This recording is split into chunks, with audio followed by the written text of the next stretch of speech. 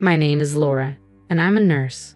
After another hectic day at work, I headed home, though I arrived a bit later than usual today. Welcome back. My daughter Meg greeted me as I walked through the door. It must be so lonely for a third grader to wait at home alone every day, and I always feel a pang of guilt when I see her. Despite my own feelings, I know some of my colleagues envy me because I work at the town's hospital, which doesn't require night shifts. "Where's your dad today?" I asked Meg, noticing his absence. "He hasn't come home yet," Meg replied. "I wonder when he'll be back. It feels like I haven't seen him in ages." Stan, my husband, is a workaholic and rarely spends time at home. I can't even remember the last time we had a family meal together or he helped with the housework. To be fair, he does spend time with his family, just not with Meg and me. On his days off, he goes to his mother's house to help with gardening, cleaning, and having dinner. He's never been to Meg's soccer practices or spelling bee contests, always prioritizing his parents over us. Because of this, Stan and I have grown apart. "I'm sorry, honey," I said, holding Meg close. "I'm so sorry for making you feel lonely all the time." "I'm fine, Mom. You come home every day, so that's enough for me," Meg reassured me. My heart ached for her. If we were a typical family, we'd spend more time together and be happier. No matter how many times I apologized, it never felt like enough. Then one day, Stan came home at a normal time, a rare occurrence. Our mutual affection for him had waned and conversation was sparse. During dinner, Stan suddenly broke the silence. "Why don't we go to Hawaii for the upcoming holidays?" I stared at him in disbelief. A family trip? It had been years since we traveled together. Stan was suggesting this trip to also celebrate his mother's 60th birthday. His priority was clear once again, his mother over us. I was fed up, but when Meg's eyes lit up with excitement, I felt conflicted. "We can go to Hawaii?" "I really want to go," she exclaimed, thrilled at the prospect of her first visit to Hawaii. Seeing Meg so happy made me hesitate, although the idea of a family trip after so many years felt bittersweet, especially with Stan's mother involved. I didn't want to disappoint Meg. "All right, I guess so," I said with a sigh. "It's been a while since we've all been together as a family, so let's go." On the day of the trip, Stan and I had work, so we planned to meet at the airport. Unfortunately, my shift ran longer than expected, and I was running very late. After work, Meg and I rushed to the airport. We took the bus and finally arrived, but an unexpected problem arose. "They're not here," I said, glancing around anxiously. Stan and Kate were nowhere to be seen. I searched the airport frantically but couldn't spot them. Where could they be? I checked my phone, but there were no missed calls. I tried reaching Stan and Kate, only to be met with the frustrating message. "The number you have dialed is either not powered on right now or has no signal." Desperation set in, and I approached the airline's reception desk for help. A ground staff member looked up and asked, "Are you Miss Laura Martin?" "Pardon?" I replied, confused. "Yes," I finally said, unsure how they knew my name. The staff member handed me a piece of paper. "I was asked to give this to you." I unfolded the paper, my heart sinking as I read the message. "If you can't be on time, we will take you. You'll have to make your own arrangements. Why don't you just camp out somewhere around here?" Stan and Kate, stunned. I felt a surge of anger and disbelief. Meg noticed my distress. "Mom, what's wrong?" I forced a smile, trying to stay calm. "Oh, it's nothing, sweetie. It looks like your dad and Grandma went ahead without us." "So, we can't go to Hawaii?" Meg asked, her excitement fading. I tried to reassure her. "Yes, we can. We can catch up with them and get on another flight." In reality, though, we didn't have the funds for another ticket. As I pondered our options, an elderly man collapsed in front of me, adding to the chaos of the situation. I wasn't sure what was happening, but my instincts kicked in, perhaps due to my years of nursing experience. "Are you okay?" I asked, checking the elderly man's breathing. It had stopped. Oh my God. I quickly turned him onto his back and opened his airway. As I examined his mouth, I discovered something lodged inside. It appeared to be part of his vomit, obstructing his breathing. "Please, someone call an ambulance," I shouted, starting emergency treatment. When the ambulance arrived, the old man was swiftly transported to the emergency room. Fortunately, he regained consciousness. "Was it you who saved me?" he asked weakly. Yes," I replied, though I felt I had only performed a basic procedure. "That's not true," he insisted. "Thank you so much." I thought I was done for. He was stable enough to talk, and it appeared there were no significant heart or organ issues. You saved my life. Let me thank you properly. I'm James. No need for that, I said, shaking my head. I just did what anyone would have done. By the way, were you traveling somewhere? James asked. Yes, I was supposed to go to Hawaii with my daughter, but we missed our flight. Oh no, that's terrible, he said, looking concerned. It's my fault. I quickly waved off his concern. No, we were already running late and I couldn't get here in time due to work. You didn't do anything wrong. I sighed and laughed. I guess we'll just head home. James looked at me with sympathy. That's a shame. Your daughter must have been looking forward to it. Why don't you buy another ticket? I felt a bit embarrassed as I admitted, well, I'm a little ashamed to say this, but we don't have enough money for another flight. James nodded thoughtfully. Okay then.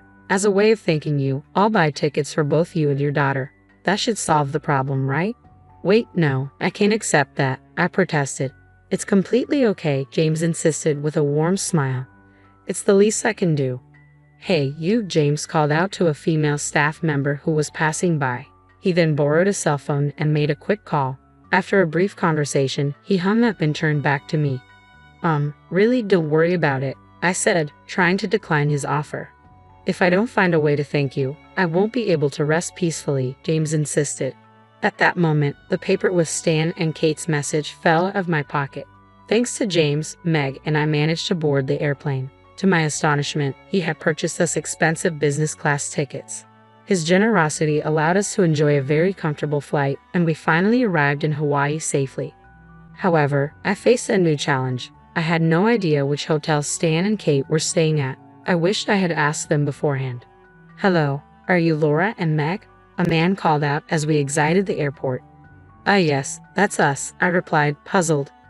Nice to meet you, he said, handing me his business card. I noticed it was from a well-known logistics company. I heard about you from the chairman of our company, he said with a smile. Thank you, I said, still confused. The elderly man you helped at the airport is the chairman of our company, he explained. Oh, really? I responded, surprised by the revelation. I was stunned by the revelation that James, whom we had met at the airport, was the chairman of a major company. On the chairman's orders, we'll take you both to your hotel, the man said as he led us to a sleek black limousine. I had never been inside such a luxurious vehicle before. Wow, this is amazing, Meg exclaimed, her excitement palpable as she enjoyed her first ride in a limousine. I made sure my shoes were spotless before stepping into the car. The view of Hawaii from the windows was breathtaking, an endless summer landscape that made me feel incredibly fortunate. At one point, I doubted we would make it, but seeing Hawaii's beauty made me so glad we managed to come after all. Meg pressed her face against the window, soaking in the scenery. When we arrived at a grand hotel, its opulence was evident. As we approached, I realized a crucial detail. Oh no, I didn't book a room, I mumbled to myself. Please don't worry, the man assured me. We've already reserved a room on the top floor. But I don't have enough money for this, I protested. You don't need to worry about that. The bill has already been taken care of, he replied. I was astonished by how much James had arranged for us. This level of VIP treatment was unfamiliar and left me feeling bewildered.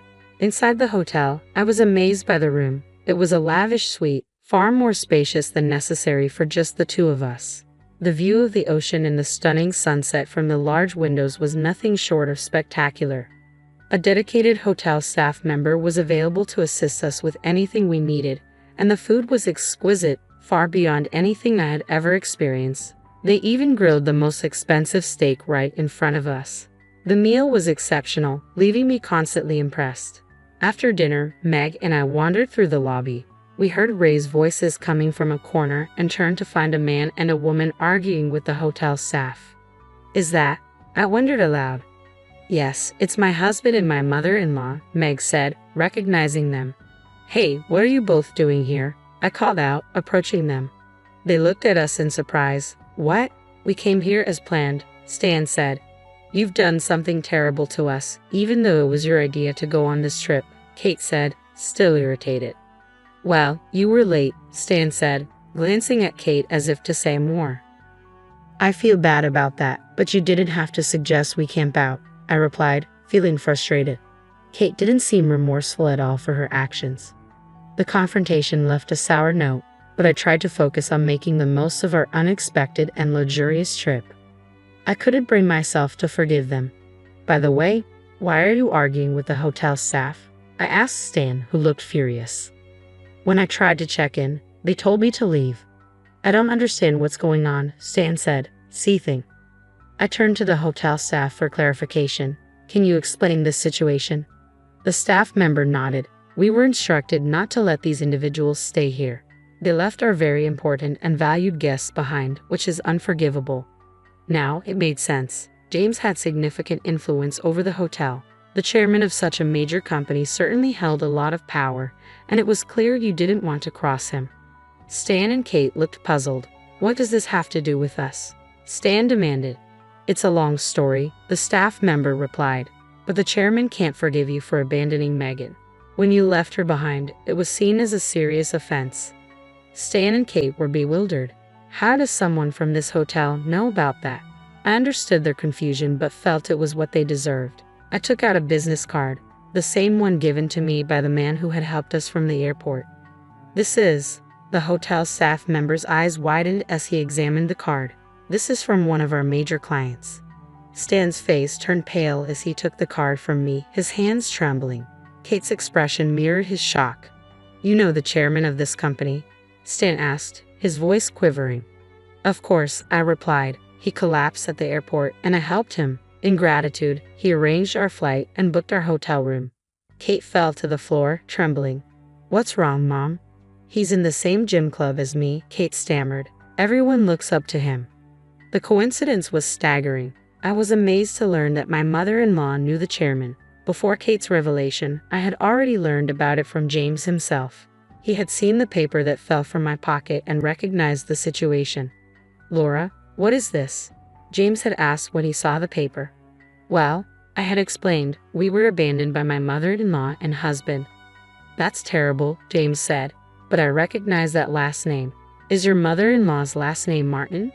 Yes, it is. Her name is Kate Martin. James nodded. I know her. She's also a member of my gym club. I wouldn't have expected her to act this way. I looked at Stan and Kate with a wry smile. Since you've decided to leave us behind, I guess we'll just enjoy the trip on our own. I turned to Kate. Why don't you camp out somewhere nearby?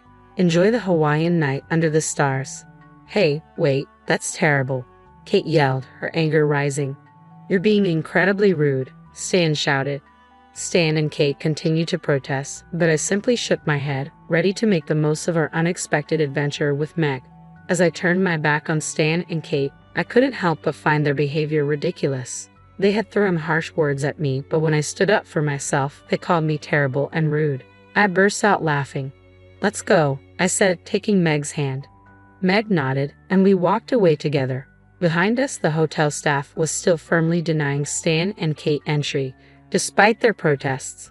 Get out of here, the staff said. We don't have rooms for you. Finally, Stan and Kate left the hotel, and we were free to enjoy our trip to Hawaii on our own.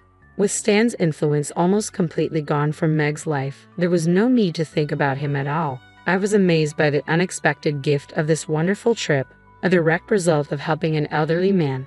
We were deeply grateful to him for making this experience possible. After returning home, the trip felt like a refreshing escape.